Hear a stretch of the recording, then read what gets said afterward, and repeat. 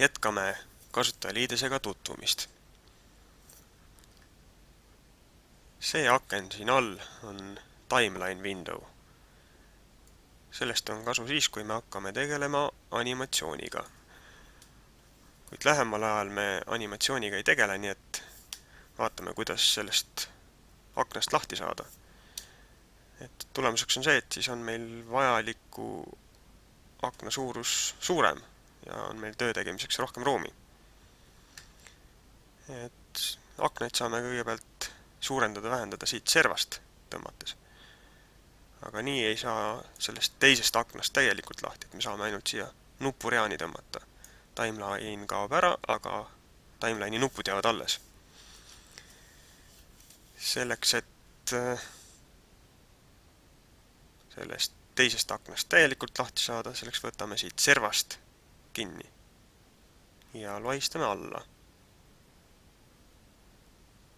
Hiire vasaku klahviga siis. Ja ongi teine aken kadunud.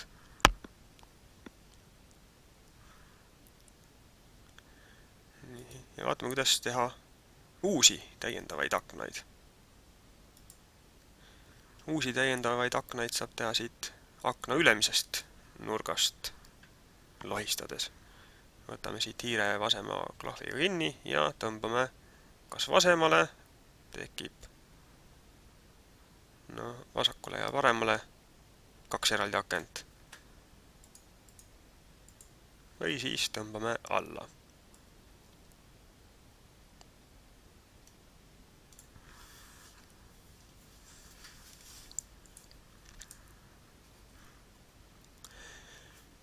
Nii, oletame, et meil on selline situatsioon, et siin nende akendega mängimisel on aknad lootusetult sassi läinud ja ei saa enam hästi aru, kus mis asub.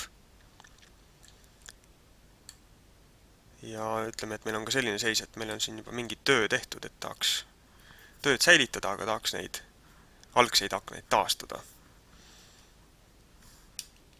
Ma muudan ka seda kuubikut natukene, et pärast midagi näha oleks. Salvestame selle ära.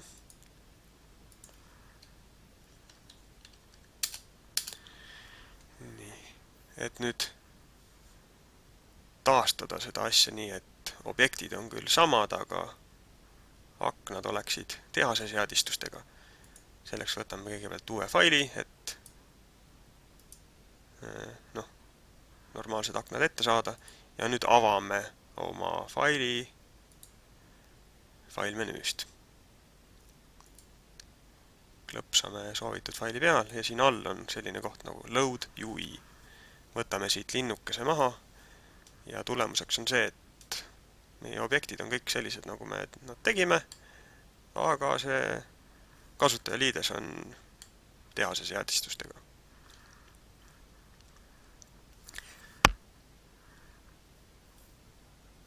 Kui kellelgi juhtub olema mitu monitori, siis Blender pakub sellist varianti, et saab mõne vajaliku akna siit põhiprogrammist nagu välja tõsta.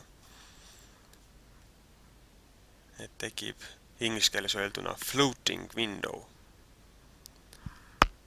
Sellise floating window saamiseks tuleb all hoida shift klahvi ja siis siit ülevalt nurgast hiirega lohistada. Ja ongi floating window. Iga akent saab muuta selliseks ümber tõstetavaks aknaks. Vaikimisi on selline aken ainult kasutaja eelistuste aken. Kõik ülejäänud aknad on vaikimisi siia Blenderi sisse nii-öelda istutatud.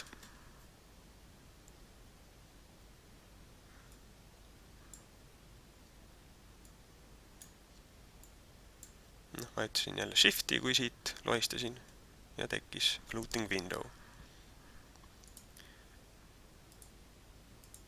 Vaatame natukene Undo ja Redo süsteemi ka.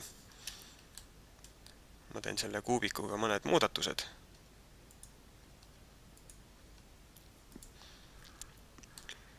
et toimib tavaline Ctrl-Z klahv. Aga Blenderil on veel mõned lisavõimalused. Kui on tehtud hästi palju muudatusi, siis mingi eelmise seisu juurde tagasi minekuks pole tarvis iga liigutuse kohta ühte seda Ctrl-Z vajutada. Et on olemas Undo History. Kui vajutada klahvi kombinatsiooni Ctrl-Alt-Z, siis tuleb välja Undo History ja saab kohe hüpata mingisse seisu.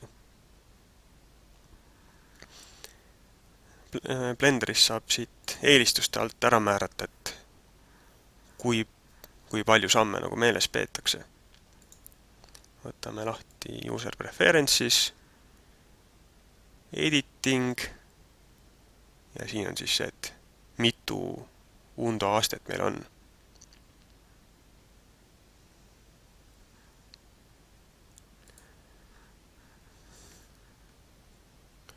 Ja Blenderis on olemas ka Redo nupp.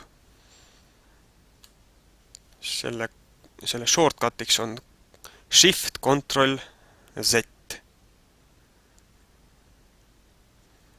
Et kui Undoga midagi tagasi võtame, aga vaatame, et ikka oli hea küll, et tahaks teda muudatust, siis vajutame Ctrl Shift Z.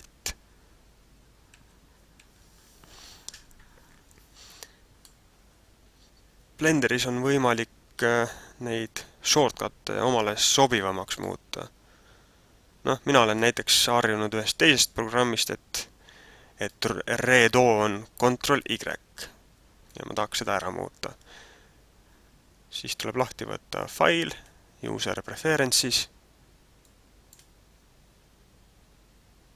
Input ja siin saame otsida seda funktsiooni. Paneme siia Redo. Siit on näha, et vaikimisi on see Shift Ctrl Z ehk Ctrl Shift Z, aga muudame selle ära. Klõpsame hiirega siia peale ja vajutame oma uue shortcuti. Ja vaatame, kas funktsioneerib ka.